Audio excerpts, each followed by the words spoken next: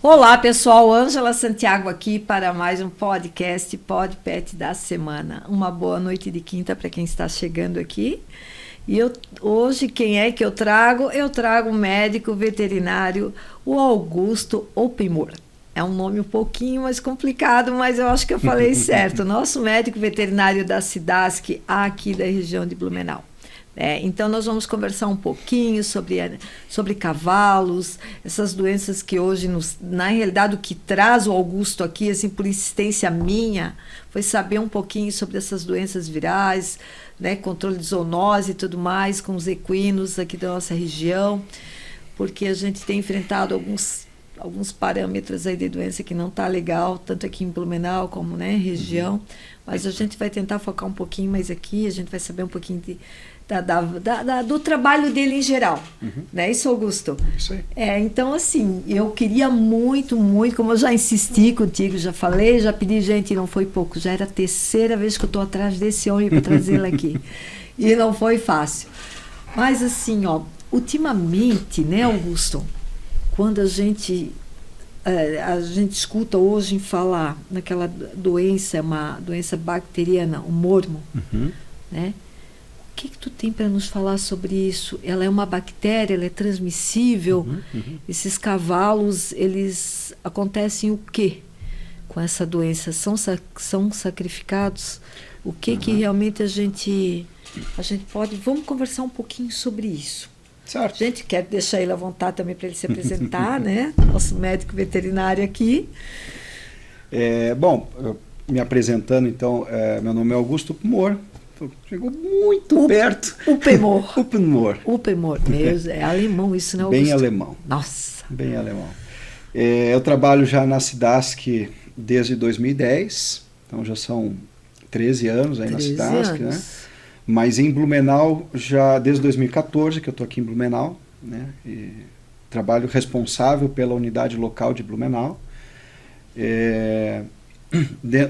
Na minha área de atuação aqui, eu já sou especialista na área de defesa sanitária animal, que é a área de atuação que eu tenho dentro da SIDASC. A SIDASC tem vários setores, tem a área vegetal, tem a área de inspeção de alimentos e tem a área de defesa sanitária animal. Nesta área é onde eu trabalho, é o setor onde eu trabalho aqui em Blumenau, responsável aqui por Blumenau. Eu acho até que é uma área muito complexa, né? Tem bastante coisa para fazer. Meu Tem Deus. bastante, porque na verdade assim, a principal função da SIDASC é executar os programas sanitários que são elaborados pelo Ministério da Agricultura. Então são vários programas sanitários. Sim. Tem programa sanitário dos equinos, tem de febre aftosa, de suíno, de ave, de abelha, de animais aquáticos, por aí vai. Então a gente tem que executar todos esses programas, né? Então, fora cão e gato, basicamente todos os outros animais a gente tem competência de trabalhar para a questão de notificação de doenças, de vigilância ativa, de vigilância passiva, que é quando as pessoas notificam para a gente as situações, né? Fiscalizações, e um dos principais trabalhos, que é uma base que a gente precisa ter dentro da defesa sanitária, que é a educação sanitária também. Então, assim, participação nos conselhos, reuniões com produtores, reuniões com grupos, com associações, entrevistas, que nem hoje. Sim. Então, sempre que a gente tem a possibilidade de fazer educação sanitária, a gente faz. Né? Quanto mais a gente conseguir colocar informação para o público, melhor. Nossa, eu na realidade, sabes que eu nunca tinha parado para pensar dessa forma. Né? Eu te vejo assim, o médico veterinário da SIDASC, quando atua na fiscalização, controle de doenças, né? Porque eu sei que onde tem problema aqui, o Augusto está. É verdade. Porque aqui em Blumenau, eu respondo por Blumenau, pelo município de Blumenau, é comigo mesmo. Sim. É lógico que às vezes a gente precisa de algum auxílio, algum outro colega veterinário também vem auxiliar, assim como a gente auxilia em outros municípios também, né? Mas dentro do município de Blumenau, basicamente quem trabalha, o responsável sou eu. O que a gente chama é a Unidade Veterinária Local, é UVL. E isso é espalhado pelo estado inteiro. Sim. Né? A UVL de Blumenau tem 3 municípios, Blumenau, Indaial e Apiúna. Eu respondo por Blumenau e tem um colega veterinário que também trabalha aqui em Blumenau, o escritório dele é junto comigo, e ele responde por Indaial e Apiúna. A gente se auxilia sempre que sim, possível, sim, né? São aqui, são lá. Mas a unidade veterinária local de Blumenau hoje são 3 municípios com 2 veterinários trabalhando. Nossa, mas não conta, Augusto. Do mormo? De tudo, geral. Difícil, né? Meu Deus, não, é muita coisa, né? É muita coisa, porque não tem como... uma das coisas que um dos trabalhos que a gente faz é conversar com alunos de faculdade, porque essa é uma cadeira que não tem nas faculdades, a parte de defesa sanitária animal. Então, todo o trabalho que a gente leva para a universidade é tudo coisa nova para eles. Uhum. Eles têm cadeira de doenças infecciosas, toda a faculdade veterinária tem. Mas o trabalho específico da defesa sanitária não existe. Então, quando a gente leva essa informação chega. E hoje, tem muito trabalho dentro da defesa sanitária que não precisa ser funcionário público, não precisa passar por concurso. Sim. Tem muito trabalho que é alocado para a iniciativa privada, para o veterinário privado, Sim. inclusive na parte do mormo. Para fazer um exame de sangue de mormo, somente pode fazer um veterinário que não seja oficial, ou seja, que não seja da SIDASC, e ele seja habilitado para fazer esse exame. Então é uma fonte de renda, né? A pessoa só tem que passar por um treinamento, ele é habilitado, então, pelo Ministério da Agricultura, e aí essa pessoa é que vai fazer a colheita de sangue. A coleta do material.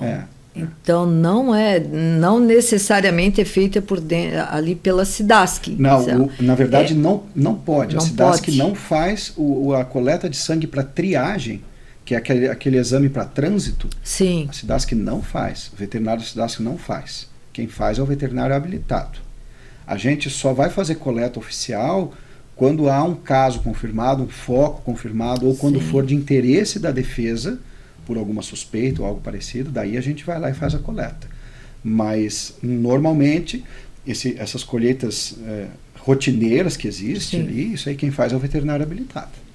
Entendi.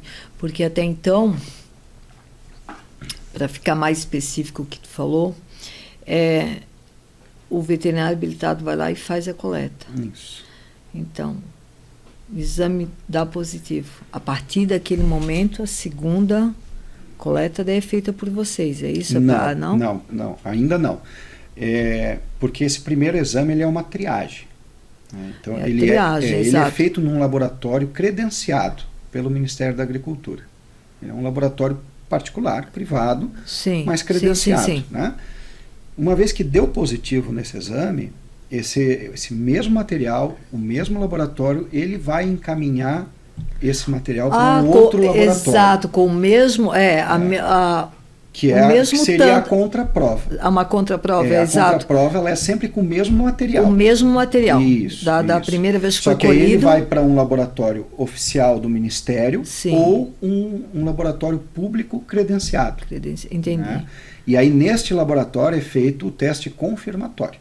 É um outro exame, mas com o mesmo material. A partir daí, sim, este aí dando positivo, aí o animal está confirmado com a doença, confirmado laboratoriamente com a doença, e aí o serviço oficial começa a fazer as suas ações de saneamento. Ah, sim. Entendi. É assim, ó... Tu vê, é feito...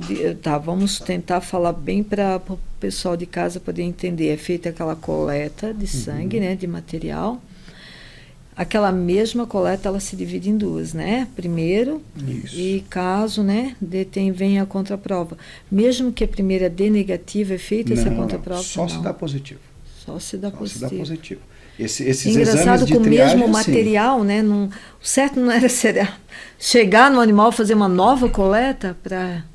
Por exemplo, para... Isso é difícil? Só por meio judicial. Por meio judicial. Porque a legislação não prevê isso para mormo. Para anemia, prevê.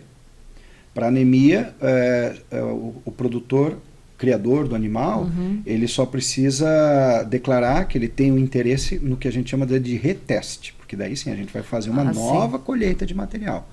E aí essa colheita é oficial, é feita por um veterinário do serviço oficial. Ah, entendi. Então, a legislação de anemia infecciosa equina prevê isto. A legislação de mormo, não.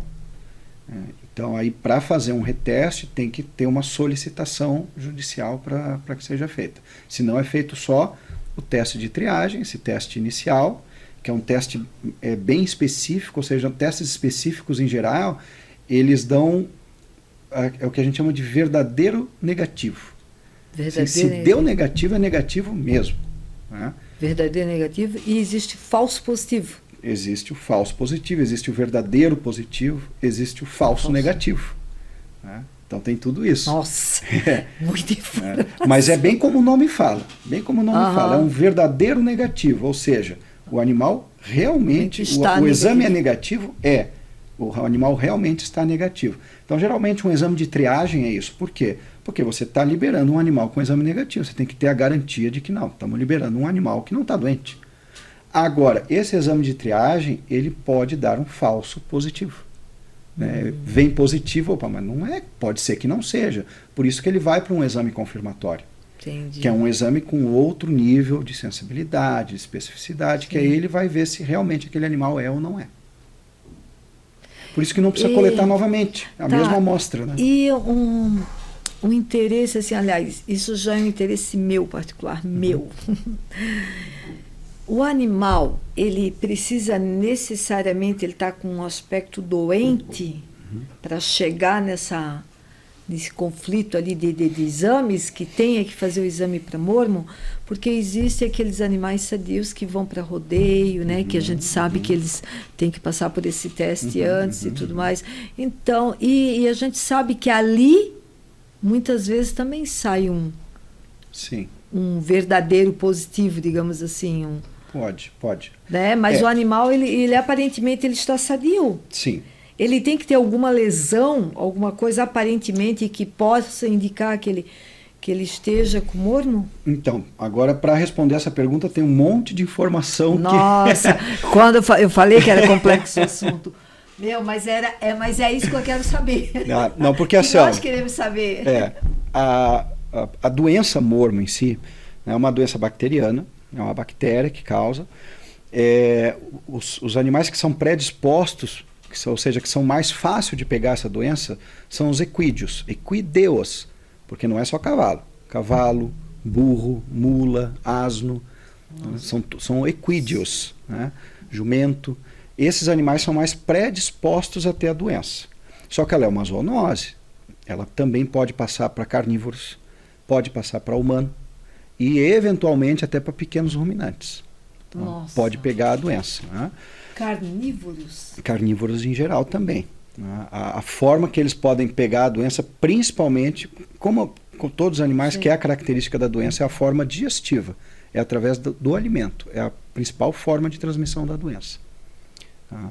Então, assim, essa é a doença. A doença ela tem um período de incubação, que é ali, o que é o período de incubação? É do momento em que você tem contato com o micro-organismo, o micro-organismo entrou no corpo, até começar a formar a doença, é o período de incubação. Tá? Esse período pode ser tanto de alguns dias como de alguns meses. Então, um animal ele pode estar incubando a bactéria, mas ele não apresentar sinais clínicos ainda. Só que isso já pode aparecer num exame. É o que eu ia te perguntar já agora. Pode. Então, por isso que pode acontecer de um animal não estar apresentando sinais clínicos e apresentar um teste positivo. Outra coisa, a doença, a parte de sinal clínico dela é basicamente dividida em agudo e crônico. Agudo é aquela doença que os sintomas aparecem muito rápido e muito aparente. E crônico é quando a doença está silenciosa. Ela existe, ela está evoluindo lentamente no corpo e nem sempre consegue aparecer sinais assim que está às vistas de todos. Né? Burro, em geral, burro, jumento, asno, esses animais costumam ter a doença de forma aguda. Cavalos costumam ter a forma crônica. Da doença.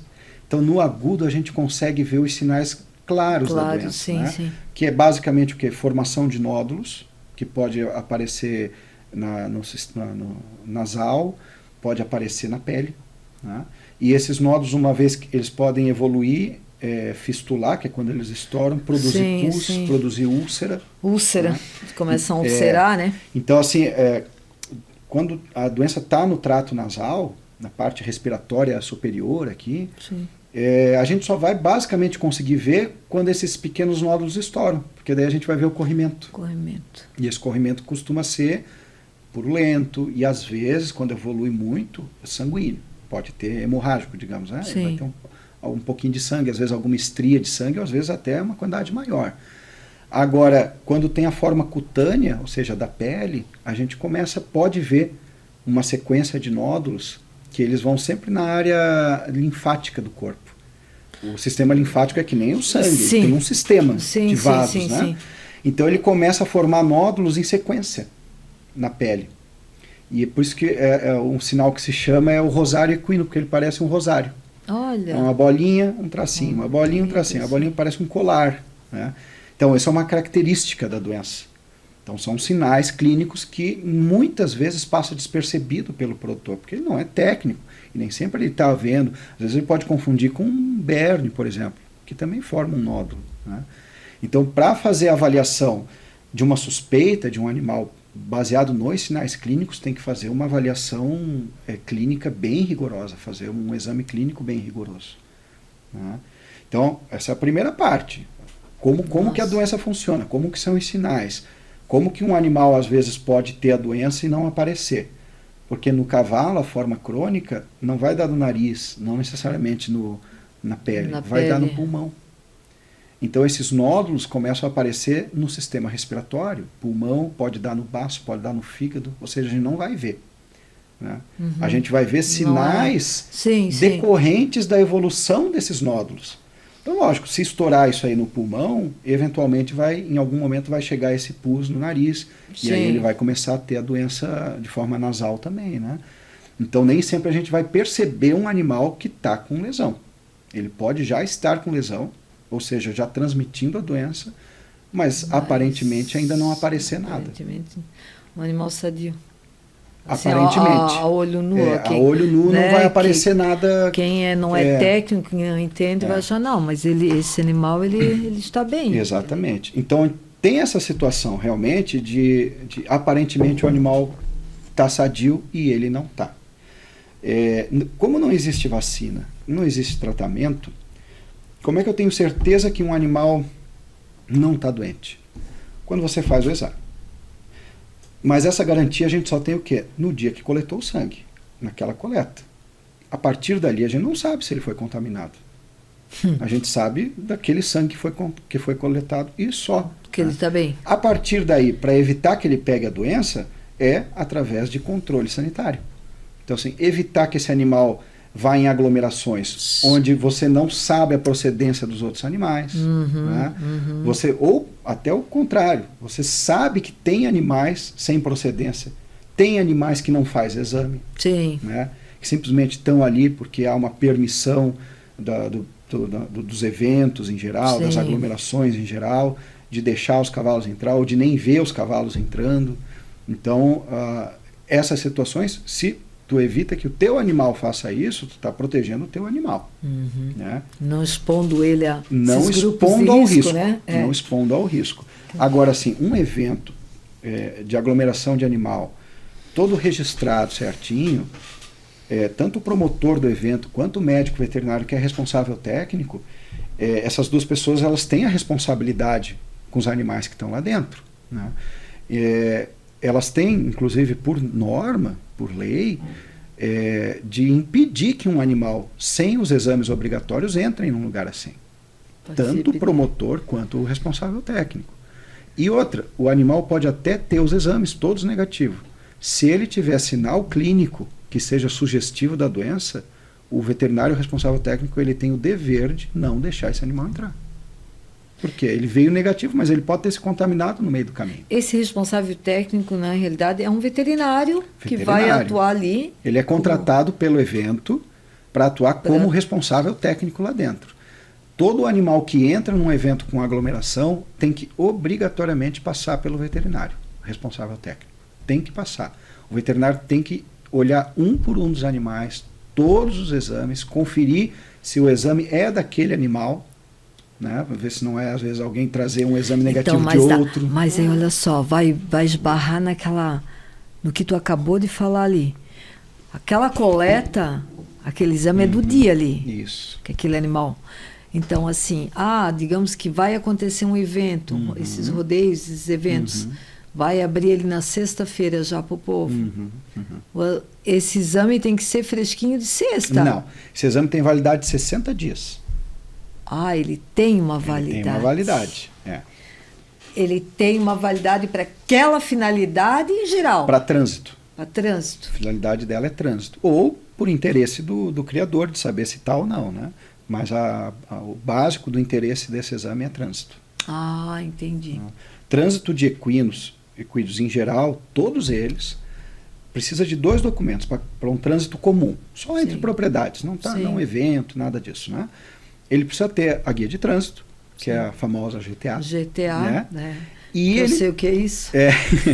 E ele tem que ter o exame de anemia infecciosa equina negativo dentro da validade. Esses 2 exames são obrigatórios para qualquer trânsito, isso no Brasil inteiro, né?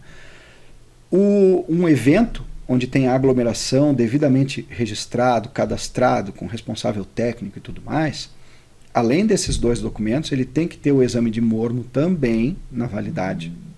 E ele tem que também ter a vacina de gripe equina, que é a influenza equina, também na validade. Meu Deus, a influenza tem tudo, né? É humana, aviária, equina. E a influenza equina, ela é uma doença de controle para trânsito de aglomerações de animais. Sim, entendi. Ele tem que ter. E me diz uma coisa agora, aproveitando o gancho. Eu não sei se vocês sabem, mas eu e Augusta, a gente já fez um resgate junto, né? Uns 2 anos atrás, da Dona, uma equina. Deixa eu recapitular um pouquinho aquela situação ali. Ela estava, tu lembra que ela estava ali com a pata machucada e tal, aquela coisa toda. Foi tirada essa guia, ela foi feito o trânsito dela até o hospital em Massaranduba, acho que foi, né? Guaramirim, nós levamos até lá, ali com o Gabriel, né? Santo Gabriel, que nos ajudou muito, me ajudou muito com a Dona. E ali, naquela situação, vamos falar agora da parte da proteção, né? Os protetores que também têm essa parte de resgatar um cavalo, querer ajudar um cavalo em beira de estrada e tal. Aquela situação ali, tirando aquele animal dali, eu preciso tirar daquele animal dali e transportar ele para uma clínica, como aconteceu. Ali, necessariamente, eu preciso do GTA. Aqui, esse exame, o GTA ele serve para tudo, trânsito, ou seja, eu tirei daqui, atravessei a rua para uma segunda propriedade, um segundo portão, ali eu preciso do GTA. Isso aí é fato. Sim. Né? Até mesmo para o controle dessas doenças, tal, para a gente não estar colocando demais animais em risco, né? Mas assim, aí entra o caso ali tu acabou de comentar ali da anemia. Mas eu estou tirando aquele cavalo dali e levando para a clínica então, no caso ali é só o GTA, porque lá eu vou pedir todos os exames, lá vai ser pedido todos os exames. Aí no caso, para a finalidade de exame clínico, né? Neste caso, especificamente e exclusivamente, não há necessidade do exame de anemia. Há necessidade da GTA. Mas porque até então, dali ele vai sair, ele vai para uma clínica, ele vai para um espaço. Ele está indo para um atendimento veterinário. Exato.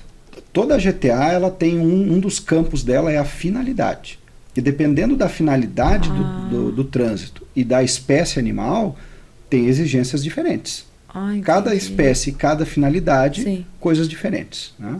É tudo uma questão de epidemiologia. Lógico, o animal está doente, ele precisa do atendimento veterinário, não dá tempo de coletar o sangue, mandar para o laboratório, daqui a 2 dias vem o resultado. Então emite a guia de trânsito com a característica de finalidade específica, atendimento veterinário. Nesse caso, o animal vai para lá, é atendido sem problema nenhum. Por isso que é interessante. Os protetores de plantão aí que gostam dos cavalinhos, assim como eu também, a gente queria realmente ver uma situação ali de maus tratos, um cavalo em via pública, alguma coisa, queria ajudar, chamem o Augusto. Mas a cidade que tem que estar presente ali no local, né? Trabalho em conjunto. Em algumas situações precisa, tem algumas situações que precisa. A cidade que ela não faz trabalho clínico. Não, ela precisa estar ali na realidade, porque tu está mexendo com o equino, tu precisa levar ele para algum local, tu quer tirar ele dali daquela situação, ou até mesmo ir atrás do tutor, às vezes a gente sabe que tem tutor, mas o animal acaba saindo do pasto, ou ele simplesmente tutor, a gente sabe que é negligente, né? Tem muita. deixa o animal... Tem muitas dessas situações, como era aquele caso, que era um animal que nem registro tinha. O próprio dono do animal não existia dentro da nossa vigilância ali, né? Exato. Isso é uma realidade, acontece ter alguns animais que simplesmente trazem para lá e para cá e a gente acaba não sabendo, não vendo, né? Era aquele caso. Então o que a gente faz? A gente consegue, não vai deixar o animal precisando de socorro e deixar de ter o socorro por questões burocráticas, né? Não dá para deixar acontecer. Agora... Tanto que naquela ocasião a gente fez um documento manual, sim, né? Uma guia de trânsito manual.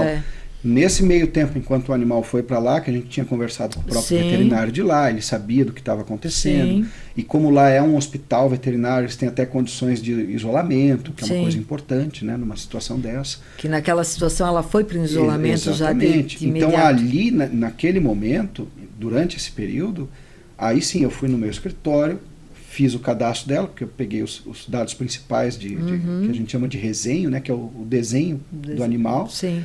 E aí a gente registra aquele animal, cadastra aquele animal e aquela GTA que foi feita na mão, jogamos para o sistema depois, para ficar tudo registrado, tudo certinho, né? Sim, para ter o controle. Então aí isso também, no fim acaba tudo sendo feito. Mas não que nós vamos atrasar esse processo todo numa situação onde claramente o animal está precisando de um socorro ali, né? Eu lembro que depois até para sair do hospital foi preciso também. Aí foi diferente, né? Para sair do hospital ela já estava cadastrada, registrada, ele fez o exame lá. Sim, já estava tudo ok. Aí já estava tudo ok, ele mesmo foi lá e emitiu a guia de trânsito levando para outra propriedade, né? Eu sei que ela está muito bem hoje, lembrando da dona aqui. Eu acho que alguns de vocês, né, que estão nos assistindo hoje também lembram desse resgate que eu postei nas minhas redes sociais. Ela está muito bem. E na época eu lembro que eu me sentia assim, meu Deus, resgatei um cavalo, gente. Né? A gente é acostumado com cães, gatos, aí de repente eu lembro que eu cheguei em casa, eu sempre falo isso aqui, eu cheguei em casa e disse assim para o meu marido, afoito assim para contar a novidade, eu disse, Fabrício, tu não imagina como é que foi o dia hoje, eu resgatei um cavalo. Eu disse, um cavalo? Eu disse assim, é uma égua. Eu disse, eu resgatei uma égua. Já encaminhei para o hospital, tá tudo certinho. Ele olhou para mim e disse, nossa, Elice, parabéns. Elice, parabéns. Ele disse, agora, que mal me pergunta, onde é que depois colocar esse cavalo? Esse é um já problema, parou né? para É pensar difícil, realmente até o resgate, até a situação de eu chegar em casa e a questão da pergunta em si, eu não tinha parado para pensar. Estava naquele momento que salvei uma vida, a gente conseguiu, foi um belo trabalho, deu tudo certo, tiramos ela daquele apuro. E depois? E depois? Eu disse, meu Deus, e depois? Eu tenho que arrumar um sítio, um local que, né, que esteja tudo ok para... porque é um animal que precisa de espaço. Precisa. Né? É um animal que precisa correr. E, querendo ou não, os custos com ele é um animal de grande porte. Exatamente. Os custos não são tão baratos. Assim, não dá para deixar o animal exclusivamente num pasto, muitas vezes um pasto largado fraco, assim, não. Ele vai emagrecer, né? Não, foi feita uma casa. Gera custos. Foi feita uma casinha, foi feito. Assim, foi emocionante, foi lindo. Os cuidados com esse animal, os cuidados clínicos, os cuidados técnicos, tudo isso aí, né? Os cuidados veterinários, ele precisa disso aí para. Isso tudo tem custo, ainda mais para um animal grande, né? Tudo. Mas tá bom, então. O nosso programa agora mudou um pouquinho, eu vou chamar os comerciais, a gente termina com esse primeiro bloco e já iniciamos o segundo. Daqui a pouquinho, gente. Aguardem aí. Já estamos de volta.